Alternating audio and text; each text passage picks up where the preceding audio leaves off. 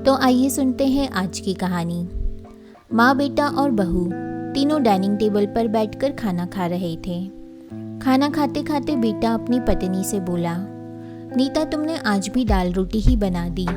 कम से कम खाना बनाने में तो आलस मत किया करो।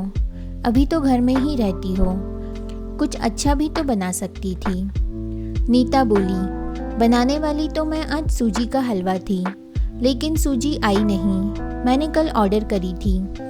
कोई बात नहीं, कल बना दूंगी। किचन में कुकर की सीटी सुनाई देती है और खाना खाते खाते नीता किचन में चली जाती है। किचन से वापस आकर डाइनिंग टेबल पर बैठते हुए नीता कहती है कि आलू पकाने के लिए रखे थे, शाम को आलू की टिक्कियाँ बनाएंगे। उसकी सासू माँ भी यह सुनकर खुश होती है। नितिन बीच में बोल पड़ता है, ये अच्छा है, दोनों बहुत मज़े करते हो, अपने पसंद की चीज़ें बनाकर खाते हो। तभी डोर बेल बजती है। नीता फिर से खाने के टेबल से उठकर दरवाज़ा खोलने चली जाती है। दरवाजे पर डिलीवरी बॉय सूजी लेकर आया होता है। पार्सल लेकर नीता फिर से डाइनिंग टेबल पर खाना खाने बैठती है। तब माँ बेटे से कहती है कि तू दरवाज़ा खोल देता, बेचारी को खाना खाते समय भी सुकून नहीं है। बेटा कहता है, सॉरी माँ, मैं नहीं उठ सकता, मुझे ऑफिस जाने के लिए देर हो रही है। नितिन खाना खाकर ऑफिस की तैयारी करने के लिए अपने रूम में चला जाता है। कुछ ही सेकंडों के बाद वो नीता को आवाज़ लगाता है, नीता, मेरी घड़ी कहाँ है? मिल नहीं रही। नीता खाना खाते खाते ही उसे बताती है, अलमारी के ड्रॉअर में देखो। नितिन कहता है, नहीं मिल रही है। नीता फिर एक बार खाने के टेबल से उठकर उसकी तरफ जाने ही वाली होती है कि सासू माँ उसे रोक लेती है और पहले खाना खाने के लिए कहती है। सासू माँ कहती है, बच्चा नहीं है, ढूंढ लेगा वह। थोड़ी देर बाद रूम से नितिन की आवाज़ आती है, मिल गई। डाइनिंग टेबल पर दोनों सास बहू एक दूसरे की तरफ देखकर मुस्कुराते हैं। अगले दिन सुबह सुबह नितिन अपने बेडरूम में कोई फाइल ढूंढ रहा होता है और उस फाइल को ढूंढने के चक्कर में उसने पूरा कमरा तहस नहस कर दिया होता है।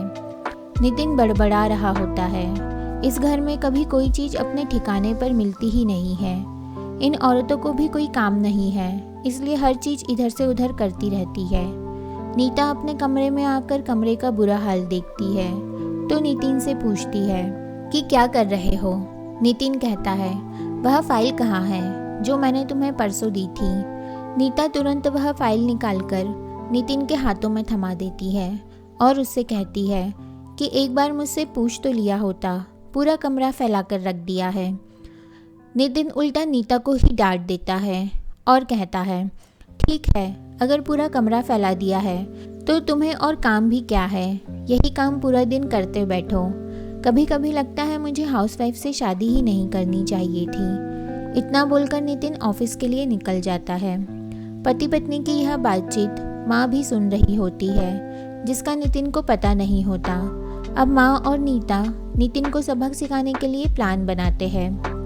अगले दिन सुबह सुबह जब नितिन नींद से जागता है तो नीता को चाय के लिए चिल्लाकर कह रहा होता है। पास ही में सोफे पर बैठी माँ उससे कहती है, नीता नहीं है, वह अपने माँ के घर गई है, कोई ज़रूरी काम था। नितिन फ़ोन निकालकर नीता को कॉल करने लगता है। तब माँ उसे रोकते हुए कहती है, फ़ोन मत कर, माँ के घर ही तो गई है, आ जाएगी 2-3 दिन में। नितिन फ़ोन रख देता है और माँ से कह रहा होता है कि माँ चाय। तभी माँ बोल पड़ती है, हाँ हाँ, 2 कप बनाना, मैं भी पीऊँगी। बेमन से नितिन किचन की तरफ जाने लगता है चाय बनाने के लिए। तब माँ फिर से खड़े होते हुए कहती है, अरे बेटा रुको। नितिन को लगता है कि माँ उसे रोककर चाय बनाने चली जाएगी, लेकिन माँ कहती है, मेरी चाय में थोड़ी चीनी कम डालना। नितिन चाय बनाकर लाता है। माँ और बेटा दोनों चाय पी रहे होते हैं। तब माँ बोलती है, अच्छी बनाई है, लेकिन नीता जो चाय बनाती है उसमें तुलसी की कुछ पत्तियाँ डाल देती है, उसका स्वाद ही अलग आता है। बेटा कोई नहीं, अगली बार जब तू चाय बनाएगा तो ध्यान रखना। नितिन माँ की तरफ देखता ही रह जाता है। थोड़ी देर बाद नितिन माँ से कहता है, माँ आज खाने में मटर पनीर। माँ फिर से नितिन की बात काटते हुए कहती है, अरे वाह, आज मेरा बेटा मुझे मटर पनीर बनाकर खिलाएगा। अच्छा है, काफ़ी दिनों से मटर पनीर खाने की इच्छा हो रही थी। नितिन कहता है, अरे माँ, मैं तुम्हें मटर पनीर बनाने के लिए कह रहा था। माँ कहती है, नहीं बेटा, मेरे घुटनों में बहुत दर्द रहता है, मैं इतने घंटों तक किचन में नहीं खड़ी रह सकती। नितिन अपना फ़ोन निकालकर रेस्टोरेंट से ऑर्डर करने ही लगता है।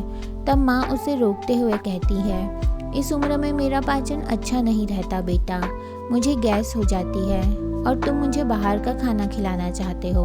तू तो अपनी माँ से प्यार ही नहीं करता। नितिन ना चाहते हुए भी घर का खाना बनाने के लिए किचन में चला जाता है। 1 घंटे बाद खाना बन के तैयार हो जाता है। नितिन 2 थाली में खाना परोसकर माँ के पास आता है। माँ देखती है कि नितिन ने दाल रोटी बनाई है। माँ नितिन से कहती है, अरे बेटा, तू तो मटर पनीर बनाने वाला था ना। नितिन कहता है, माँ यह आसान था बनाने के लिए। माँ कहती है, नीता होती तो मुझे आज मटर पनीर बनाकर ही खिलाती। चलो कोई बात नहीं, मैं कहाँ हर दिन मटर पनीर खाती हूँ, आज भी दाल रोटी ही खा लूँगी। आ बैठ, साथ में मिलकर खाते हैं। दोनों बैठकर खाना खाने लगते हैं।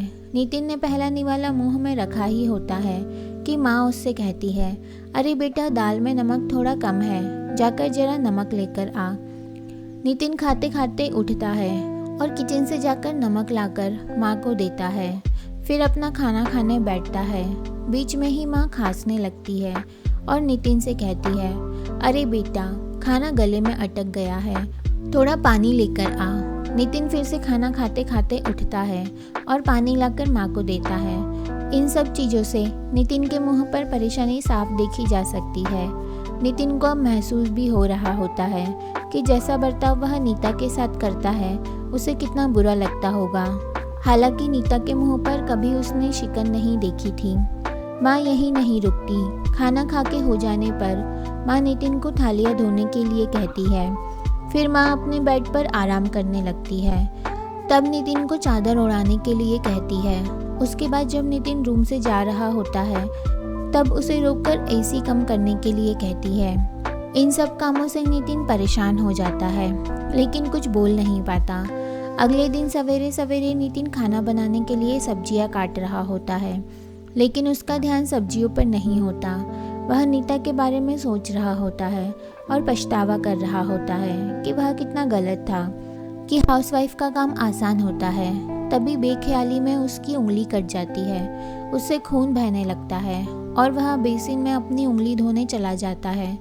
तभी नीता उसके पास आकर उसके हाथों में पट्टी बांधने लगती है, यानी कि नीता कभी माँ के घर गई ही नहीं थी। यह तो सास बहू के प्लान का हिस्सा था, जिससे वह नितिन से छुपकर उसी घर में रह रही थी। नितिन नीता को देखकर काफ़ी खुश हो जाता है।